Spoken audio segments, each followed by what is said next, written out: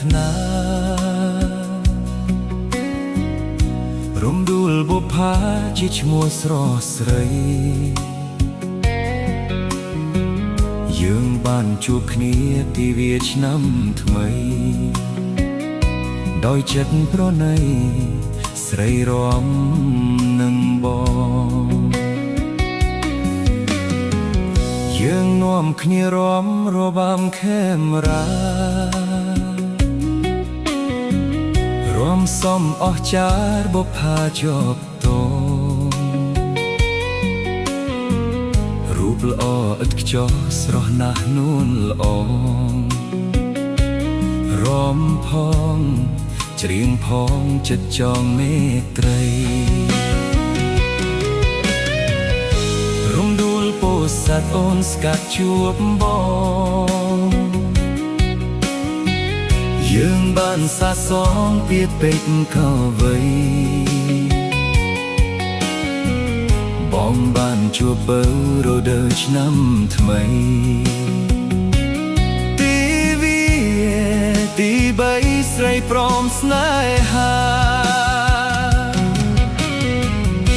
អ្នកតាឃ្លាំងមឿងដឹងរឿងខ្ញុំហើយលោកកុំប្រងើយសូមជួយមេត្តាជួយនាំចិត្តមុំកុំអោយឃ្លាតឃ្លាពេលចប់សិក្សារៀមរាចូលស្តី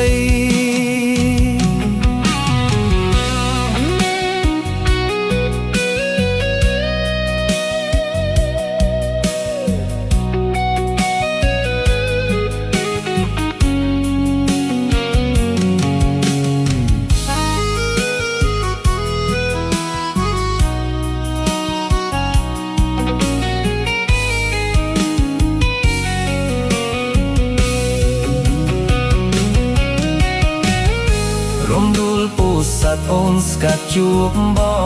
ង